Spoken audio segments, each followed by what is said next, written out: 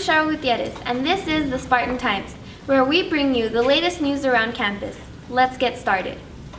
Our first story is about AP classes. Students are always wondering, what is AP all about? We sent Caden to find out more. Hey guys, my name is Caden, and today we're going to be talking to students about how they balance their AP and dual credit work with their social life. Many students here at Pebble Hills High School are taking part in either both AP or dual credit classes, and we wanted to see how they're balancing it with their lives outside of school. This is not my first time in an AP class. Last year I took AP World History, and what made me join is that it's more of a rigorous course to push myself, and also that AP, if you pass the test at the end of the year, it's widely accepted to most colleges and universities. Before, I would have more free time and I could relax a little bit more, but now that I have AP, I have a lot more homework and just a lot of more time that I've dedicated to studying. This is my first time in an AP class. What made me to join was that my friends had told me about it and how it was a challenging course, and I love to do challenges to push me to go over and beyond of what I can do. This is my first time in AP courses. The reason I joined is because I don't want to study in state, and dual credit offers just for state, so I rather prefer studying for out of state, which is AP courses, so it gives me more chance. With my time management skills, I always often do my work before I go out. So like if I have to go out with my friends, I always have time management to always do my work first. We also asked teachers about taking college courses in high school and what the benefits are. It resembles a college course because my students get a syllabus and they are responsible for the work that they do. I shouldn't have to hound them about turning in the work, but sometimes I do, but that's pretty much the gist of that. And then the last part is how is it preparing them for college? It gets them in the mind frame of what they can expect from that environment and from their professors. One of the things I try to stress is that your professor is not going to ask you continuously for your work. He's just going to give you the syllabus and you need to go from there. So those are the type of things that we're trying to teach. A lot of what the AP language courses kind of do is prepare kids for like new types of analysis for types of essays. So the rhetorical analysis essay, as an example, is something that they would come across in an actual college course. The idea is being able to prepare multiple essays, being able to deal with severe workloads, reading loads, and all sorts of stuff are all things that students would experience during their college years. And honestly, it's kind of better that they kind of experience it with us first, as opposed to in college where all of a sudden things start affecting their transcripts and all this other stuff. Well, there you have it, guys. Those are the interviews. The question is, are you guys willing to take the challenge of AP or dual credit? Let us know. Now back to the studio. Mom, I'm hungry. There's literally nothing to eat. If only I could have a bite of it right now. Speedies has a variety of choices for you and your friends to pick. From the pepperoni pizza to the supreme, all meat, and even a student special that includes 1 drink and 2 slices of pizza. Occasions available in El Paso to serve, which include 1821 North Zaragoza and 3590 North Zaragoza.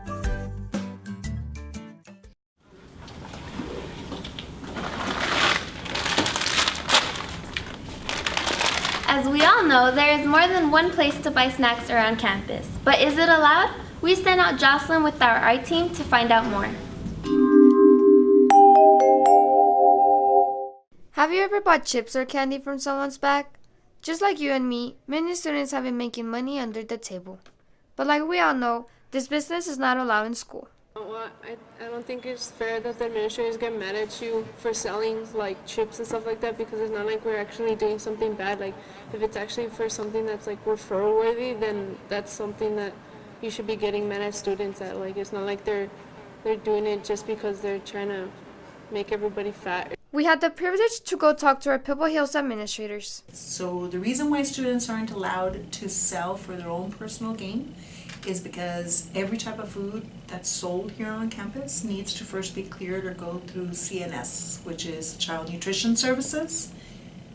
And food that students sell on their own or for their own gain doesn't do that. We also had the chance to interview one of our many district administrators to give us the final answer. Any products that are approved to be sold on campus have to have a reason for the campus to be able to support that. For example, if clubs want to sell different things, they would submit a fundraising form to the principal. The principal would sign it, and then those proceeds would go towards a club or a school project or whatnot.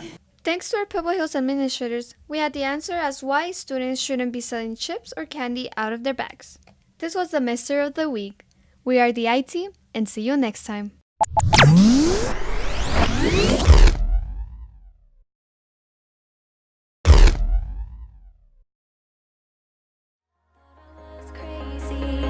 Until I reached out and saw your hand there waiting for mine, like the stars had all aligned. And I breathe your aura, cannot leave your aura. You have me like gravity. You don't have to try it, it's just like a magnet. You have me like gravity.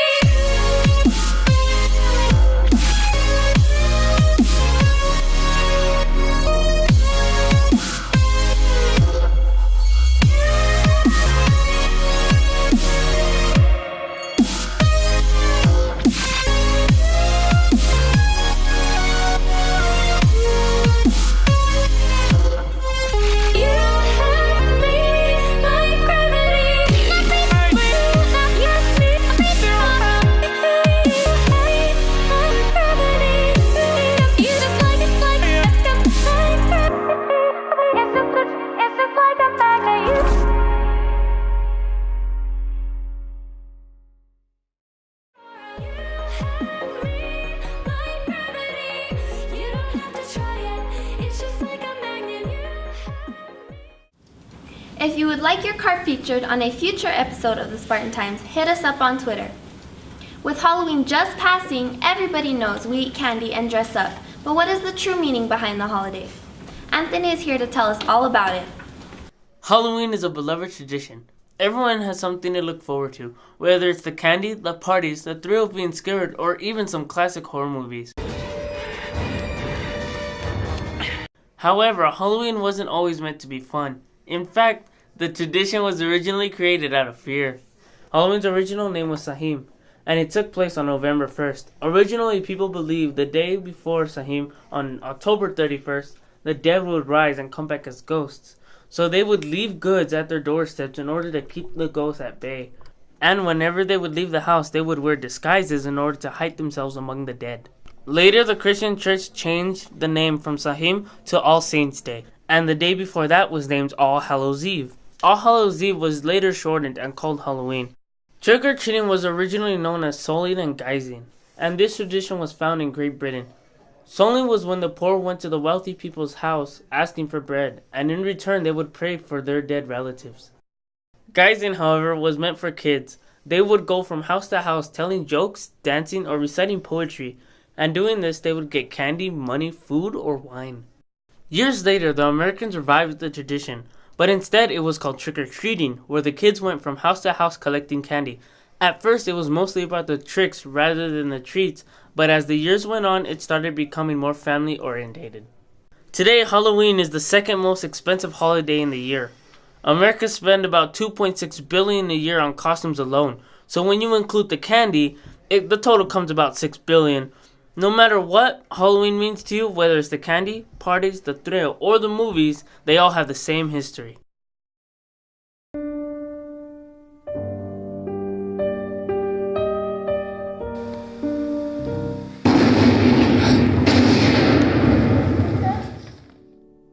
My name is Raja. I was born in Prague. I am a Jew, and I survived Terrorism.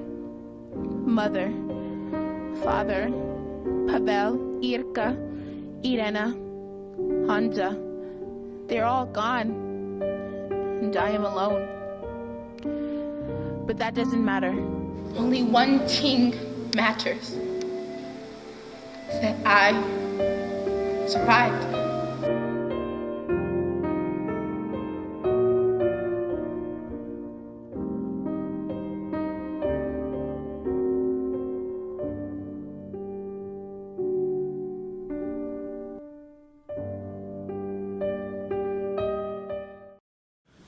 I'm sure you guys have seen clowns on social media scaring people all over the world. And if you haven't, you've been living under a rock. Here's our story.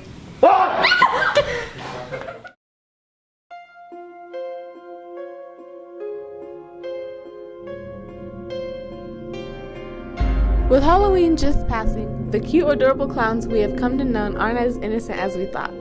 All over the US and even Canada, people have been walking around in public dressing up as creepy clowns. Our main question is, how and why did this clown epidemic start? So we went around asking a few students and teachers what they would do in case they themselves have seen a clown. I think clowns are scary because some people have different variations of it. Like some will have sharp teeth, or some guys will just start running up at you, and that's freaking scary. Well, in my opinion, I'm not really scared of clowns. There's people that usually don't like them, but in my opinion, they are really funny and they make me laugh. I would not let my kids go outside at all, unless I'm sure no other clowns are out there. It's typical to see clowns around when it's Halloween, but I mean, if it's Christmas and you see a clown around your neighborhood, then it's not going to be safe at all. There has been many reports of clown sightings in different neighborhoods across the US. We believe that around August 29, 2016 is the time police officials started getting these reports. Some of these states include North and South Carolina, Georgia, Alabama, Maryland, Pennsylvania, Florida, New Jersey, Tennessee, Phoenix, New York, Idaho, Connecticut, and Texas. This clown matter is no joke. There has been many incidents where these clowns have been posting threats on social media and targeting random individuals. So how far would you go to protect yourself?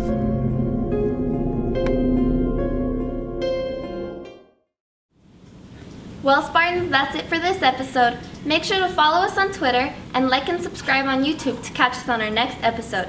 I'm Cheryl Gutierrez, and this has been the Spartan Times. Bye!